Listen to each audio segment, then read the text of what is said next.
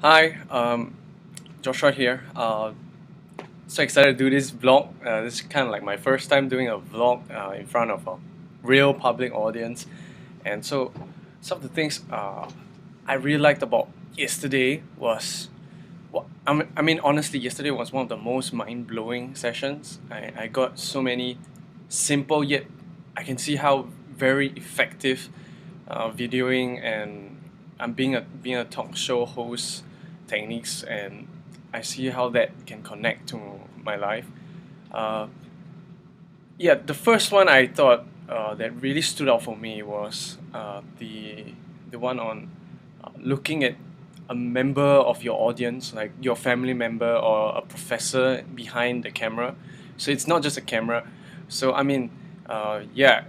But the funny thing is, speaking of this tip, I kind of forgot it, and I'm looking at the camera, thinking of the camera. So it's a bit ironic. I guess many of these things require a lot of practice, and that's kind of like what I need to do and get out of the zone of thinking that I'm in front of a camera.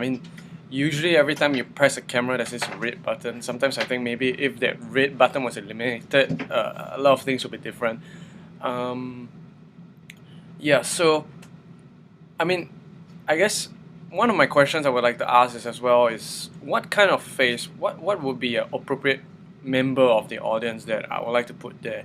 If I put someone who is very respectable, like my professor, then I guess the whole tonality of my voice, the whole choice of my vocabulary would, try to be more serious.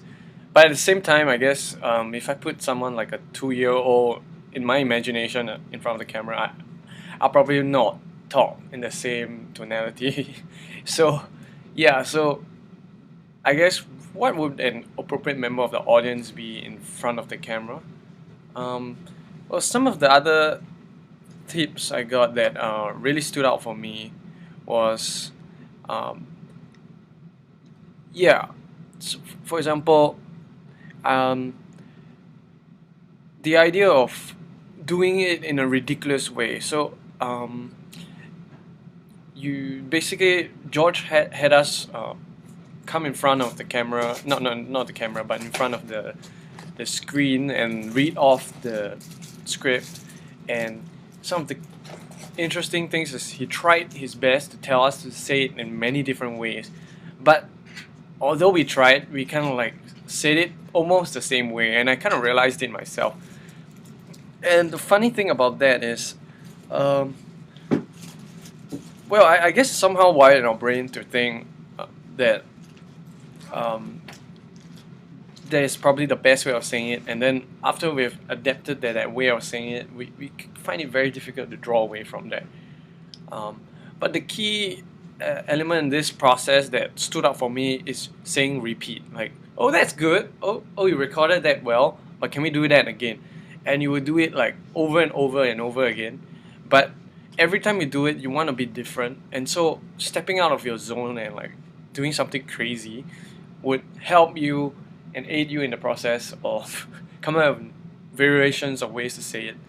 And I think the beauty of recording is probably that you could get the best version um, and use the best version in your edits rather than in a live performance when you only have one shot and it's kind of like if you don't make it, it's over. So I guess it's a bit different there. Uh, but at the same time, it gave me that understanding of like you have to keep repeating. It's kind of like doing many things. If you do well at, you probably have to repeat many times to get it done right. And I guess it's no different here. Um, yeah, and overall, I think it's a very very good learning experience that I have. I'm I'm actually super excited, and I've always come to ask myself why did I choose to make videos? Why video rather than like um, anything else? And I've thought that, well, videos in education are not just videos to educate, but it's also to excite. And that's what I want to bring in my videos. I don't see that it should just be about, oh, I learned something, oh, I'm just becoming smart, but rather it should be something that, oh my goodness, I didn't believe I didn't know this. It's so simple, but now that I've watched it, uh, I used to think it was difficult, but now I know it's so simple, and I know that I can do it. It's kind of like um, being enlightened in some sense, or rather, in another sense, it could be seeing something really normal and turning it extraordinary, or seeing something really extraordinary, which I always thought was super complicated, and only a small group of people could do. Um, Taking that and turning it into something that I can understand, I feel that that's quite empowering for anyone, and that's kind of like what I want to achieve here, and I hope I do with my my pictures and my video eventually. Uh, I guess one of the hardest things I have with the script and with the way I wanted to share is that programming and software and algorithms are very conceptual in nature, and they don't have a physical form. So usually I have to choose like analogies that would be physical in nature that represent them. And one of the key points I learned about like how do I avoid sounding like I'm dumbing down my audience, and I found that the tips that George gave was to give them a sort of a reply, something like uh,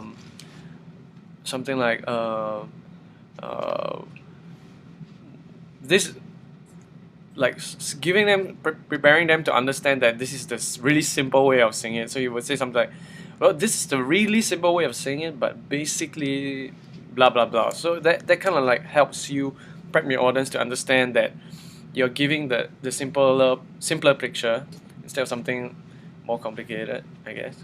Okay. Yep. And I look forward to the next few lessons, and yeah, it'll be interesting. Thank you.